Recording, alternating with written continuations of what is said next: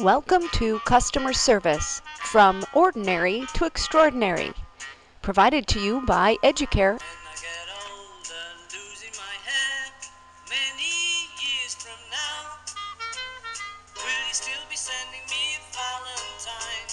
Birthday greetings, bottle of wine. If I've been out till 2:45, would you lock the door? Will you still need me? Will you still feed me when I'm 64? As you can tell by our opener, we're going to try to have a real good time today. My name is Jennifer Anderson, and I'm going to be your facilitator. I've been in the senior services business for several years, and I've observed many companies with big mission statements with words like the wow factor, magic, above and beyond, exemplary service. But without actions, they're just words.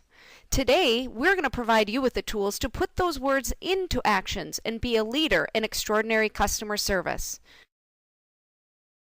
The learning objectives for this module include: identify and acknowledge who our customers are and how to treat them as unique individuals, state 5 examples of unacceptable service standards, describe how to own a customer request, express the importance of honoring client choices, preserving their dignity, and respecting their preferences, demonstrate how your attitude impacts customer service, summarize how to take your customer service standards to a higher level, and finally, challenge you to think outside the box. So let's get started.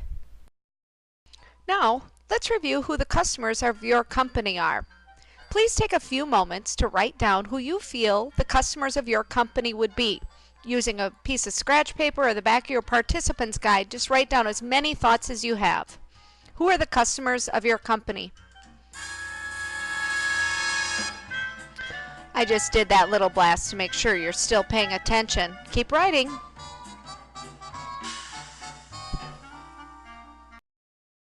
Let's compare your list against mine. The first customer and the most obvious customer is the resident. In addition to that, we would include the resident's family, friends, visitors, their social circle, such as their pastors, their friends, people in the community, their guardian, and their conservator. Other customers include potential residents and their families, friends, and support system.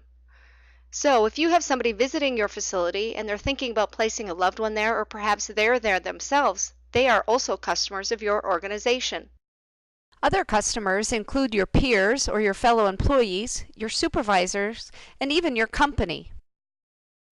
The medical community, which are the hospitals, physicians, lab services, and different therapy services, vendors such as the garbage service, food delivery, newspaper delivery, the UPS person, mail delivery, lawn care provider, and snow removal, and the community at large, your neighbors, your church, your bank, and your grocery store, are all additional customers of your company.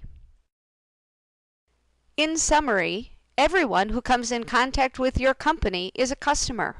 You never get a second chance to make a first impression, so make sure that it counts. It's important that you know who your customer is. That is your responsibility. In this close-to-home comic, you will see that the receptionist at the urology clinic answers the phone. "Urology department, can you hold?" This would be a funny example of not knowing who your customers truly are. Why is customer service important? Customer service is important because your customers want it, your customers deserve it, and your customers expect it. In my opinion, there are 3 levels of customer service. There is extraordinary service, there is ordinary service, and there's unacceptable service. I liken it to when you take a test in school. Extraordinary service is your A. You got an A+ on your test. You ace the test. Ordinary service is just okay. It's just average. You got a C. And unacceptable service is you failed. You fell below the line. You're below standard, or you got an F. In healthcare, we need to stop the unacceptable service standard. There's no reason for failing. There's no reason for getting an F or falling below the average or ordinary standard service line. Did you know that a negative customer service experience is 10 times more damaging then a positive customer service experience is valuable? People are more likely to share a bad experience that they have with your company or with an employee or with anybody who works for your organization. They're more likely, or 10 times more likely, to share that negative experience with others, damaging your reputation, than they are a positive one. So we need to stop the unacceptable service standard in healthcare. Now we're going to move on to unacceptable service. What are some examples of unacceptable service? How about visiting with coworkers in the presence of residents and not including him or her in the conversation? Or visiting with coworkers about a customer. Never assume that they can't hear you, or never assume that they don't understand what you're saying. They may be tracking more and hearing more than you think that they are.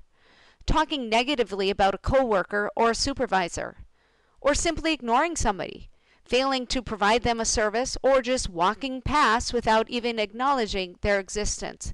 These are all examples of unacceptable service. Unacceptable service also includes being late constantly for scheduled appointments and services. If you say to a customer that you're going to do something at noon, show up at noon. They expect you to be there at noon. Or how about promising a service to a customer and then just not doing it? For example, Mr. Johnson, I will go and get the nurse so that she can answer your question. Oh well, oops, forgot to tell the nurse, and now I went home from my job. Mr. Johnson, meanwhile, is still waiting to talk to the nurse. Or how about leaving your shift without honoring a customer's request? I'm sorry, Mr. Johnson, I'm off at 3. You'll have to ask Susan. That's unacceptable. Not completing duties as assigned or leaving them for others to finish. The biggest pet peeve that I experienced while in assisted living was that of laundry. Starting a load but not finishing a load, or leaving a load in the laundry room with no identifier. Whose laundry is this? That's unacceptable. How about leaving a resident unattended while delivering personal cares? The number of times that I've actually witnessed a caregiver leaving a resident left unattended and unsupervised while sitting on the toilet is quite high. Unless the resident has specifically requested privacy, there's no reason for you to leave the client unattended. This is actually a safety concern. How about confronting a resident or a family member when you feel you're right? Well, I didn't do that, and you become defensive, and you feel you're right, so you're going to stand your ground. You're going to share your position and the reason why you're right. Denying a customer's request because you're just simply too lazy to do it. Or how about hanging the phone up on a caller or slamming down the phone or the receiver at the end of a call? The caller can hear you. Remember that. More examples of unacceptable service include dragging your feet when you walk. You know, you're just schlepping down the hall, going nowhere in no time or hurry. Slouching in a chair. You might be sitting in the lobby of your facility and just slouching in a chair. Or worse, sleeping on the job. All of these things are unacceptable. Harsh language or tone of voice. Bad attitude or rudeness. Or saying no to a customer because that's not my job. Or that's not on my schedule. These are all examples of unacceptable service. The customer demands, deserves, and wants better service than these examples deliver. Sincere trust. Jimmy, leave me alone. Personal matter. Not on company time! I didn't ask him to call. I don't want him to call. I never want to see Jimmy Smith again. Good! Forget the boys, Dale Get yourself a canary. Unacceptable service also includes disrespecting a client and their family. Perhaps you feel that how a client lives doesn't meet your standard, and so therefore you rearrange the client's things to your liking. Or how about judging a client who is Jewish or Muslim, and thinking that their food choices are silly or unreasonable, so you ignore the preference and serve a meal that violates their religion? Or how about pushing your own feelings and agenda of sexual orientation on a client for the purpose of making a point? All are unacceptable because when you work with your customers, it isn't about you, it's about them.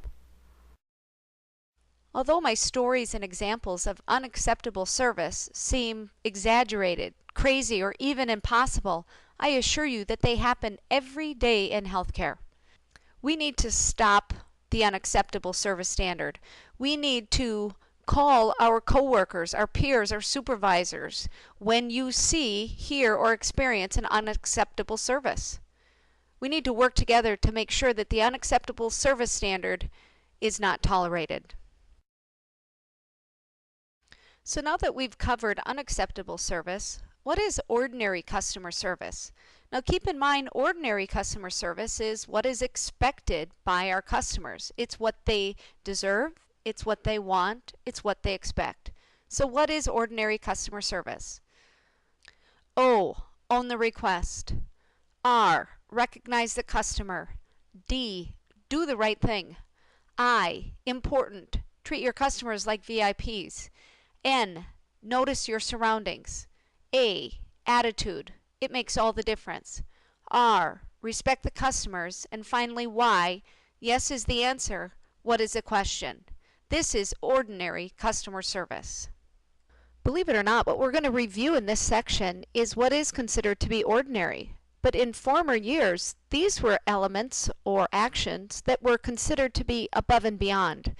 Today, the customer is becoming more and more savvy. Their expectations are rising.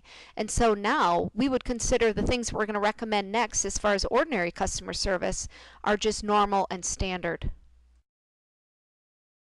Let's talk about owning the request. When a customer makes a request, you own it. No matter if you're able to complete the task yourself, once you've heard the request, make sure that it's completed by the appropriate person. Follow through with every request. When you're taking the customer's request, make sure that you take notes so that the customer knows you're listening.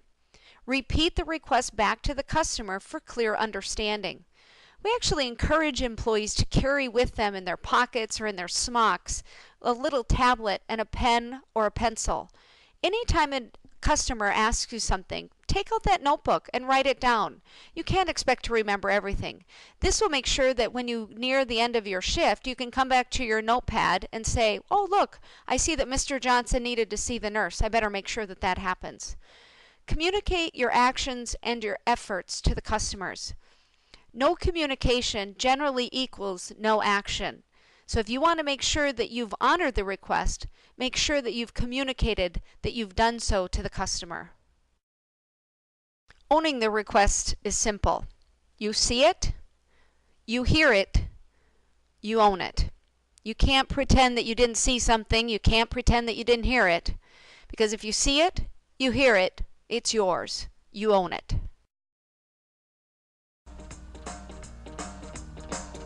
When I walk through that door, baby, be alive. You're gonna make me so. If you don't treat me right, don't you ever kiss me once. Kiss me twice. Treat me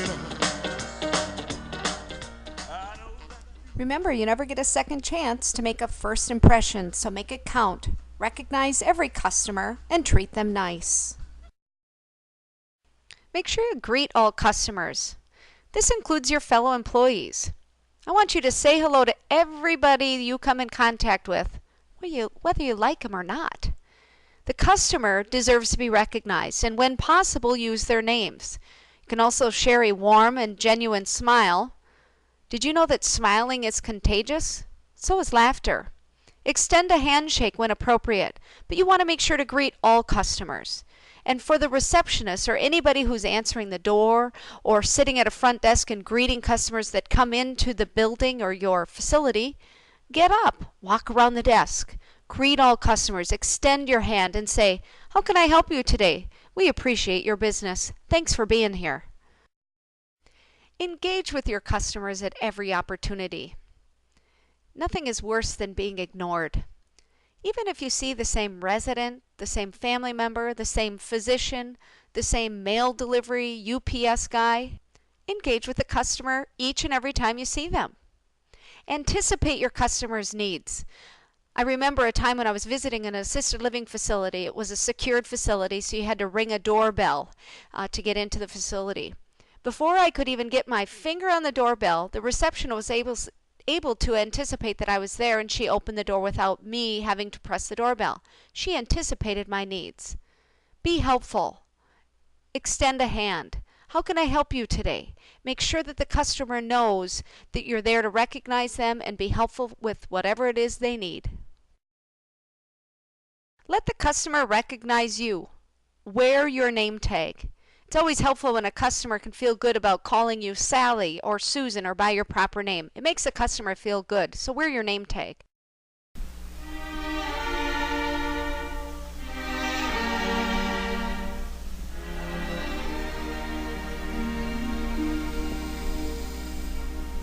It ain't so much a question of not knowing what to do. I know what's right and wrong since I've been 10. Let's move on to D. Do the right thing. Always put your customers first. Listen to what they're telling you. Customers have great feedback and suggestions and opinions. Remember, it is about the customer. This is their experience. So we can glean a lot by just listening to them and then delivering what it is they're expecting. Customer satisfaction is a moving target. You must continue to raise the bar. Your customers will demand it. I would also encourage you to say, I don't know, when you don't. In healthcare, creating an environment of doubt is unacceptable. So if you don't know the answer to something, just say to the customer, I'm sorry, Mr. John. Doing the right thing includes admitting a mistake and taking responsibility for it. We're human, and humans make mistakes. It's normal to make a mistake. The way that we respond to that mistake or that error, though, demonstrates our character and our integrity. When we make a mistake, admit the mistake or the error. Don't become defensive. There's nothing to be defensive about. Whether you feel you're right and the customer is wrong, you always put the customer's feelings and perceptions ahead of your own. Offer a solution so that the chances of reoccurrence are minimal. People don't like when the same mistake or the same error is made over and over and over again. So look for creative solutions of how to prevent that mistake from happening again. Have you ever thought about what it would be like to receive the red carpet treatment? To be a celebrity or a VIP, very important person? How about to be on Broadway? Just think, as a VIP, everything you could need, everything you could want, every day would be perfect.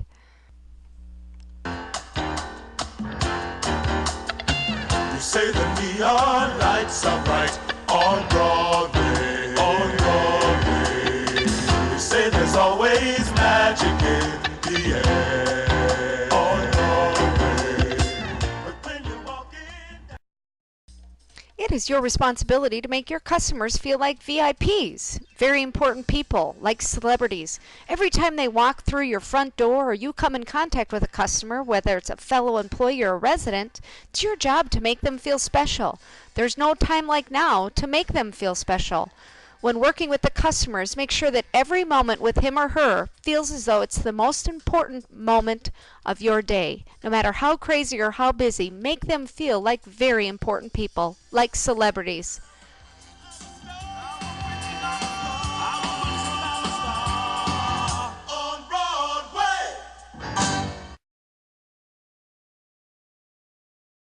N. Notice your surroundings. Have you ever had to sit and wait in a doctor's office, a child's school, or any other type of environment? What happens while you wait? Well, gosh, pretty soon you start to notice everything. All you have are your observations and your thoughts. Pretty soon you notice the way that the receptionist answers the phone.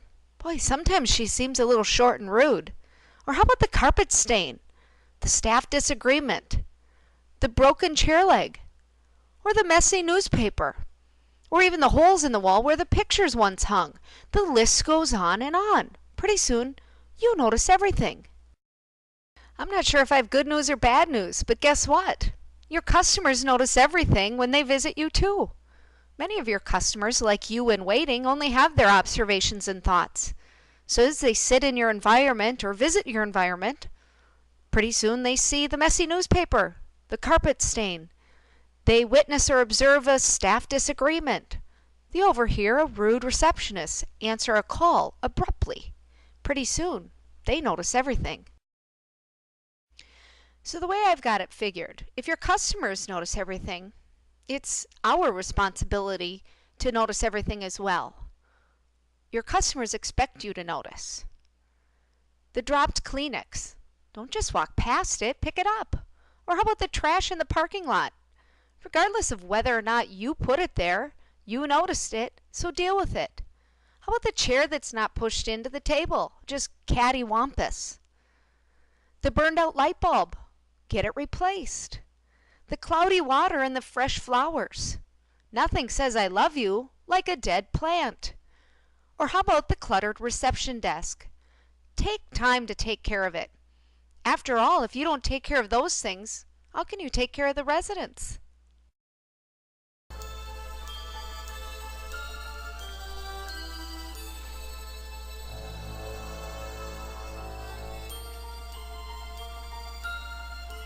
Once upon a time, in a faraway land, a young prince lived.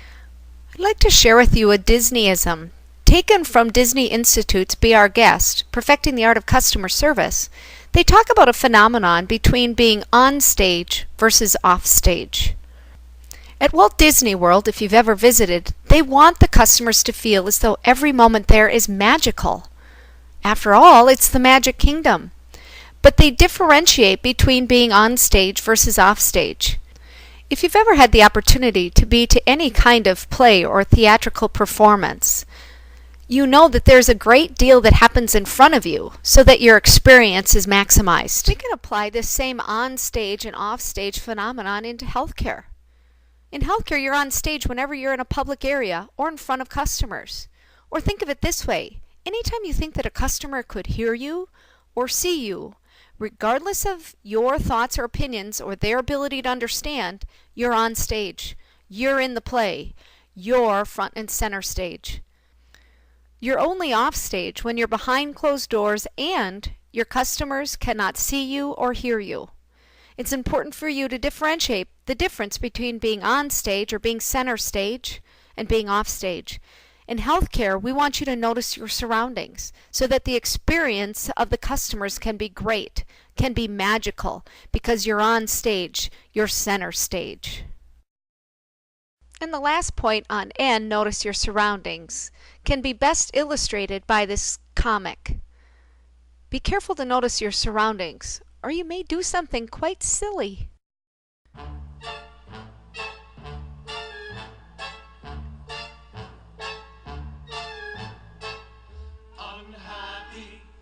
Unhappy, very unhappy, unhappy, unhappy, very, very, very, very, very, very, very unhappy. Your attitude is the most important thing you bring to work every day. If you arrive unhappy, your customers will be unhappy. The only thing that you have 100% control over at work is your attitude, and it has the greatest impact on the customer. Did you know that your attitude affects your communication? I'm going to give you an example of how to communicate the same message with two different deliveries. Mrs. Simons, I don't have time to do that for you right now. It's not on my schedule, and I have 8 other residents waiting for me because Susan didn't show up for work. A better way you may deliver the same message would be something like this. Mrs. Simons, I apologize that my time with you this morning is short. However, when I finish my work with the other residents, I will be sure to return and take care of that for you. Would that be acceptable? You can see how just changing my attitude or even my tone of voice makes a big difference. The customers will notice your sincerity, so it's important whenever possible to show them that you care. R is for respect and can include a wide variety of things.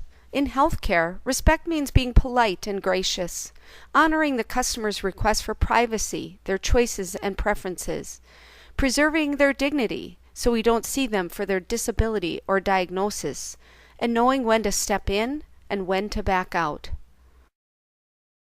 Respect also means using appropriate language that is caring but professional. When you're working with your customers, talk in positive terms. Nobody likes to be told no. Also, you can use their names in referring to them. Avoid terms like honey or sweetie. Those are terms of endearment that should be left for families and close friends. And smile when talking. It does make a difference. Respecting a client and their family includes honoring their choices. If someone wants to sleep until 10 a.m., why not? If someone wants to eat dessert as lunch, why not? If someone wants to watch soap operas all day, why not? And if someone prefers going to the Legion for a beer, why not? These are simple daily choices that someone makes that might not align with what you enjoy or prefer, but we must respect what the clients want to do, when, and how. Bigger than simple daily choices that our customers make are preferences and lifestyles. In today's world, we all have many likes and many differences. When you respect someone, you accept them for who they are, whether their preferences or lifestyle aligns with yours. For example, ethnicity, culture, religion, politics, sexual orientation, socioeconomic class, marital status, and their history, and more. These are the types of issues that can get in the way of providing excellent customer service. Whatever your customer believes or does is their choice. It's not our role to challenge or to judge. It is not our role to push our own beliefs or agendas. It's our role to support, encourage, and empower. Respect also includes preserving one's dignity. When we provide care and services to individuals, we need to provide privacy and protect our clients from being labeled with a diagnosis or disability. For example, George in 202, he has dementia and needs escorts to everything. How about instead, George, who lives in apartment 202, is really delightful and enjoys coming to activities with music. Providing privacy is also critical. Know when you're needed and wanted, and know when providing a bit of privacy may be best. I know there are things that each of us do in the privacy of our own home that we want to keep private. Your customers are the same. Remember that the residents are people with histories, legacies, and great wisdom. Be careful not to see the residents for their disabilities, but rather focus on their abilities. Don't just look at the residents for their aging cover or the services that we provide. Recognize the value that they bring to the world we live in, and take time to enjoy moments of joy and laughter. Now I'd like to share with you a very special letter that I received while working as the administrator of an assisted living facility that will demonstrate how important it is to see our residents not for their aging cover, but for their spark, their abilities, their histories and legacies. Dear Jennifer, I cannot personally thank you enough for all that you did for my mom while she was in your care. While the last year and a half was a difficult time for Mom, I always noticed and very much appreciated how you were able to look past any particular issue she was having and see her as the unique person she was. Mom did have that spark, which you mentioned often, and while it was fading with her age, she would have appreciated that you noticed. Thank you so much for all that you did to make that possible. With very best regards, Chris.